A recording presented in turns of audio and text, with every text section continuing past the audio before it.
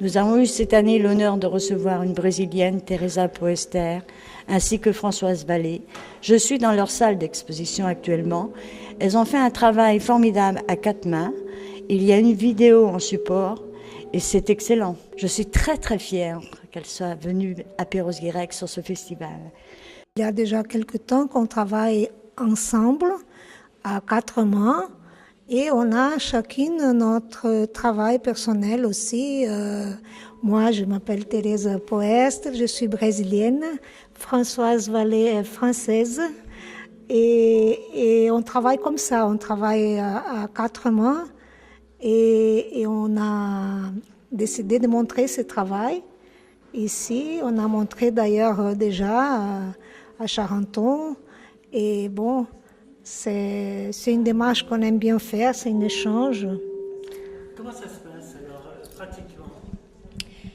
Eh bien, il s'agit de se rendre visite dans l'atelier de chacune.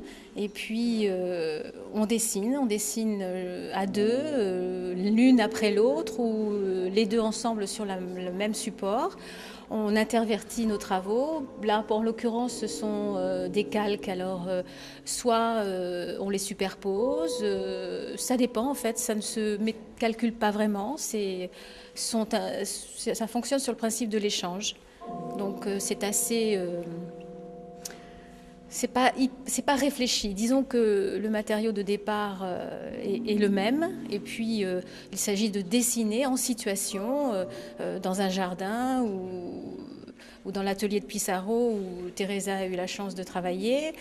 Moi aussi, je l'y ai rejoint. Nous avons pu faire des grands formats dans ce grand atelier, et voilà, ça se passe comme ça, un petit peu intuitivement, sans vraiment réfléchir. Moi, personnellement, c'est pas la première fois que je travaille comme ça. En fait, je fais ça... Il y a 30 ans que je suis artiste, je veux dire que j'expose et tout, et je fais déjà des différentes expériences dans ce sens-là. Là, avec Françoise, c'est toujours différent, je pense, selon la personne. Mais je travaillais avant avec une artiste chinoise aussi. Je pense qu'on a toujours des choses à apprendre, mais beaucoup de choses à apprendre. Et ça, on sort d'une expérience comme ça avec d'autres éléments qui nourrissent. Certainement, ça change aussi notre travail, ça apporte des éléments ça ne sera pas la même chose si on travaillait tout le temps toute seule, je pense.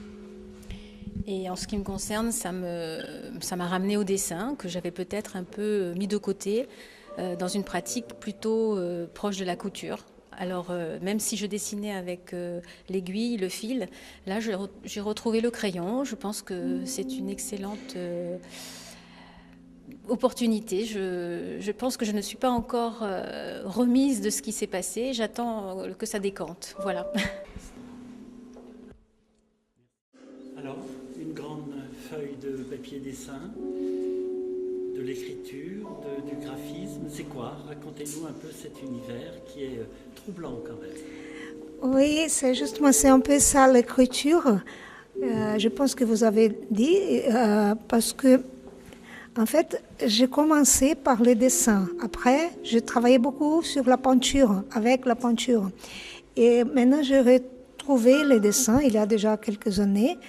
Et en fait, je pense que les dessins, pour moi, dans ma conception de dessin, il y a encore beaucoup de choses à explorer du dessin. Je pense que les dessins, c'est comme langage indépendant de la peinture, un langage indépendante. Et les dessins expérimentaux et tout, je pense qu'il y a beaucoup de choses encore à faire. Et je travaille surtout avec les dessins, pas comme un contour de quelque chose qui représente le monde réel, mais comme une espèce d'écriture du geste. Je pense qu'aujourd'hui, on a un geste automatisé, on ne touche pas beaucoup la matière du monde pour connaître les choses. Et je pense que les dessins, il a cette fonction-là aussi. Et je pense que le stylo bic, pour moi, c'est un peu ça. C'est les matériaux les plus ordinaires. Je travaille toujours avec des matériaux, des choses comme par exemple la mine de plomb, le crayon couleur. Et le stylo bic, c'est les matériaux pour l'écriture par excellence. Et c'est pour ça que j'ai choisi ces matériaux-là pour essayer de... C'est presque une idée obsessionnelle de la répétition de l'écriture. De ces gestes que je ne veux pas qu'ils disparaissent.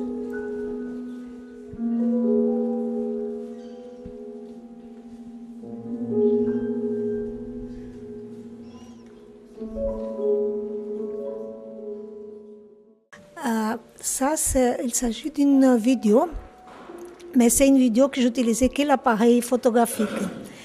Elle a 1h18 minutes et elle a été commandée par la Journée du patrimoine français de l'année de 2006 pour une église à Gisors.